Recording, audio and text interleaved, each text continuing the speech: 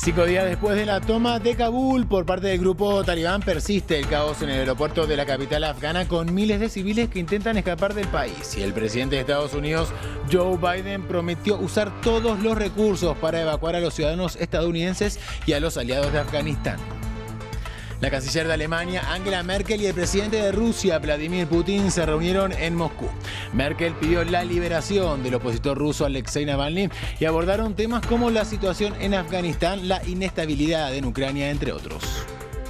Y en Haití continúa la evacuación de heridos en las zonas más afectadas por el terremoto que hace 6 días sacudió al país y que deja al momento más de 2.000 muertos. Las operaciones se complican por los daños en las carreteras, pero también por el control territorial de las pandillas. Hola, muy buenas noches, bienvenidos una vez más a las noticias de France 24. Muchísimas gracias por acompañarnos como cada día. Soy Santiago Aristía y comenzamos esta emisión con información sobre Afganistán.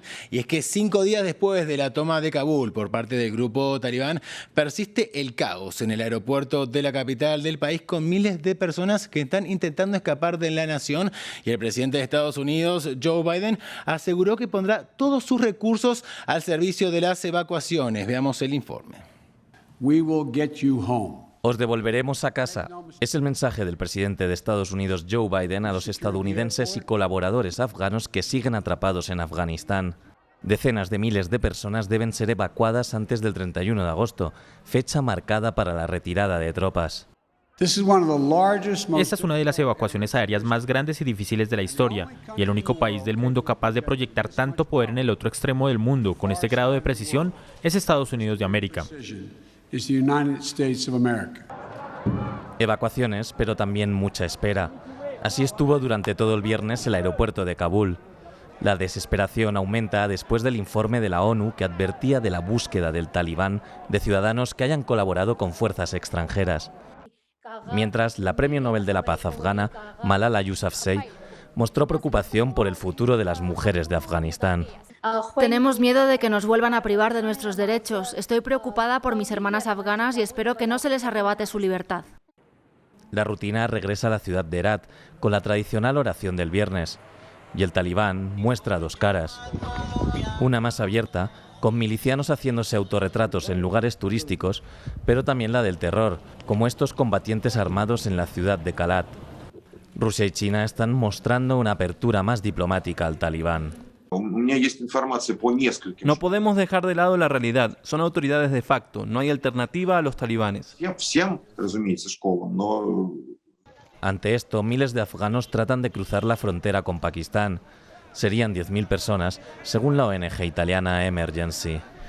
Y en medio de este avance de talibán en Afganistán, en Turquía cientos de mujeres manifestaron su apoyo a las afganas en las calles de Estambul, donde además exigieron a las autoridades de su país que no reconozcan a los insurgentes, aunque los talibanes se declaran más moderados que hace 20 años y prometen respetar los derechos de las mujeres. Ciertas restricciones y conductas hacen pensar lo contrario.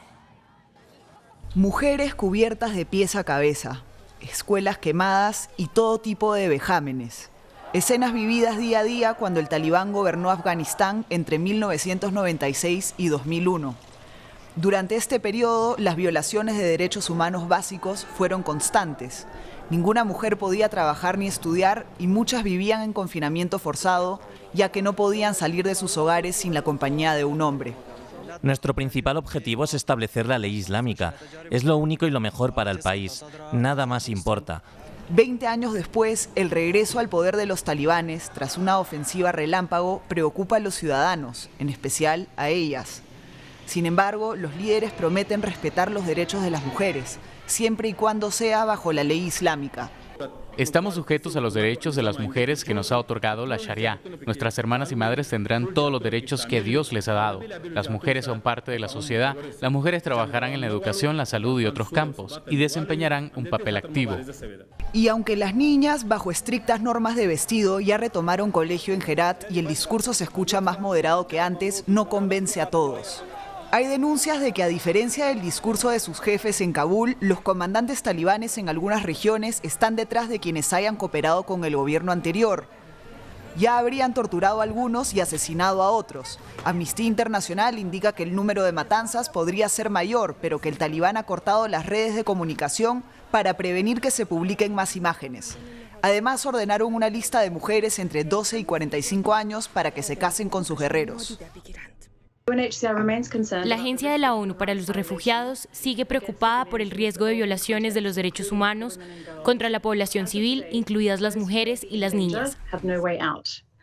En medio de la incertidumbre, miles buscan huir del país. El gran interrogante es ¿qué pasará con los y sobre todo las que se queden bajo el régimen talibán? Y en otras noticias, el presidente de Rusia, Vladimir Putin, y la canciller alemana, Angela Merkel, se reunieron este viernes antes de la salida del poder de la funcionaria alemana, y en la agenda del encuentro estuvo la crisis en Afganistán, también el pedido de liberación del opositor ruso Alexei Navalny y la presencia rusa en Ucrania, entre otros temas. Unas flores para su último encuentro oficial. Este viernes, la canciller alemana Angela Merkel y el presidente ruso Vladimir Putin se reunieron en el marco del último viaje oficial a Rusia de la líder alemana. Afganistán fue el punto central de la cumbre bilateral.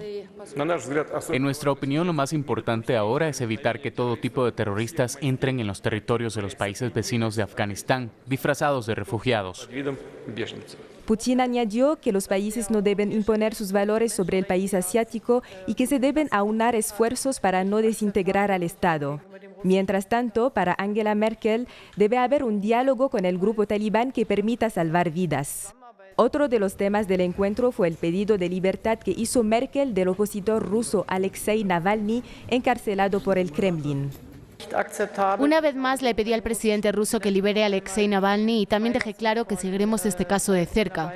El opositor ruso había sido trasladado en avión a Alemania el año pasado después de ser envenenado justamente hoy hace un año. Moscú negó tener cualquier responsabilidad con el incidente, pero el Kremlin encarceló a Navalny tras su regreso a Rusia. El gasoducto Nord Stream 2, que transportará gas natural de Rusia a Alemania, también fue tema sobre la mesa. La construcción pasará por Ucrania y sus opositores temen que aumente la influencia de Rusia como proveedor de energía vital a Europa. El domingo se espera que Merkel se reúna con el presidente ucraniano Volodymyr Zelensky. Alemania ha sido un actor importante en los esfuerzos por negociar la paz entre Ucrania y Rusia. Y hoy se están cumpliendo 6 días desde que un terremoto de magnitud de 7.2 sacudiera a Haití. Y el balance en este momento deja más de 2.000 muertos, 12.000 heridos y miles de familias sin sus hogares. La evacuación de los heridos se complica cada vez más, así como también la llegada de la ayuda humanitaria. Y hoy la Organización de Estados Americanos se comprometió a apoyar a la isla en el desafío de su reconstrucción. Veamos el informe. Casi una semana después del terremoto de Haití, el colapso temporal se superpone al habitual. Así evacúan los helicópteros estadounidenses a los heridos. Es por aire la única alternativa de auxilio. Los deslizamientos por las tormentas impiden el acceso por carretera. Hay muchos daños en infraestructuras, carreteras. Hay informes de muchos heridos. Veo a muchos médicos yendo y viniendo. Algunas comunidades aisladas en lo alto de las montañas han sido muy afectadas. Esta falta de acceso complica hacer un balance real de víctimas, pero hay otros factores como el tradicional apego de los haitianos por sus muertos, que hace que no los quieran abandonar. También la disputa territorial. Las organizaciones humanitarias desconfían de las pandillas.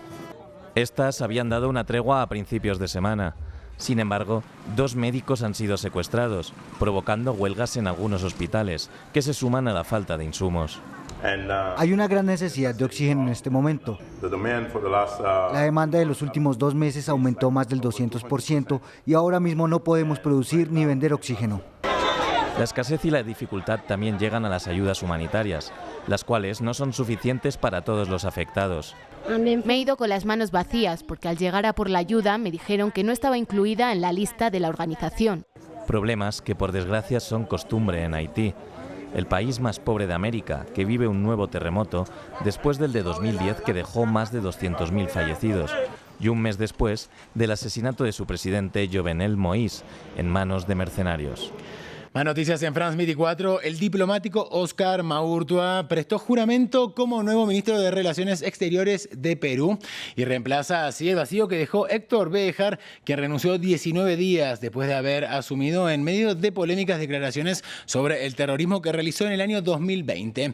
Maurtua ya se había desempeñado en esta cartera a principios de la década de 2000 bajo el mandato del presidente centrista Alejandro Toledo, y su nombramiento es crucial para el futuro político del presidente Castillo, ya que su gabinete enfrentará una votación de confirmación del Congreso liderado por la oposición antes de fin de mes.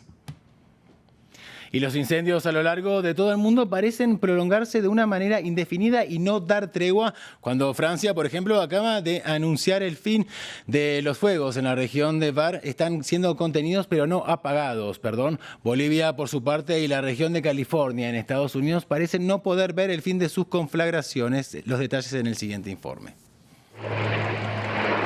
Parece no tener fin. En Francia se anunció este viernes que los incendios en la región del Var estaban contenidos, pero no apagados. El riesgo es que con el viento el fuego retome y queme todo lo que todavía no se ha quemado. Después de 5 días de lucha intensa en la zona del sur de Francia, la situación sigue preocupante. La investigación apunta a unas posibles colillas de cigarrillo como el origen de las llamas. En California, el incendio bautizado Dixie, el segundo más grande en la historia del estado, está teniendo hermanos menores. En primer plano está Caldor. Frente a un descontrol de la situación, las esperanzas se ponen en el clima, esperando que bajen las temperaturas.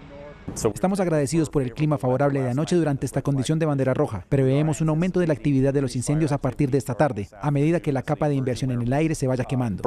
Más de 650 bomberos y 13 helicópteros están movilizados para contener esta nueva conflagración que sacude al oriente del estado.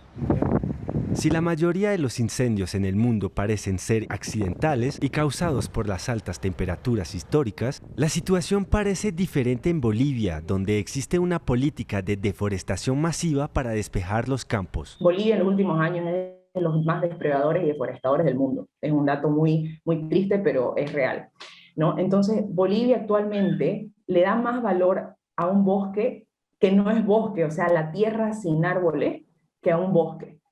En el total son más de 200.000 hectáreas de bosques y tierras cultivables que se volvieron humo en Bolivia. Las autoridades temen que se queme por completo la reserva natural de Ñemby-Guazú en la frontera con Paraguay.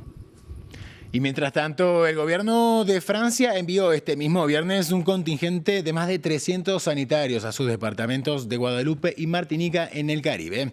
Y esto para hacer frente a la grave crisis provocada por la pandemia de coronavirus, que las autoridades vinculan con una tasa de vacunación muy baja. Médicos, enfermeros y también asistentes tomarán el relevo de otros 240 profesionales que habían ido la semana pasada a esas 2 islas francesas que tienen sus hospitales colapsados. Turistas y habitantes en París se llevarán una sorpresa a partir del próximo mes, y es que el Arco del Triunfo va a ser empacado en papel de regalo, continuando así con el trabajo del artista conocido como Cristo, que falleció el año pasado antes de ver su obra finalizada, y su sobrino está liderando el proyecto que estaba suspendido debido a la crisis sanitaria. Tuvo la idea hace 60 años, pero solo hoy el sueño del artista Cristo pudo volverse realidad: empacar el Arco del Triunfo con papel de regalo. Y eso gracias a su sobrino y a 25.000 metros de tela. Es como mantenerle una promesa. Es tan sencillo como eso. ¿Entonces se lo prometió? Sí, todos lo hicimos. Cristo, artista búlgaro, se dio a conocer por sus proyectos a escala real, ideas que fueron creadas con su esposa Jeanne-Claude.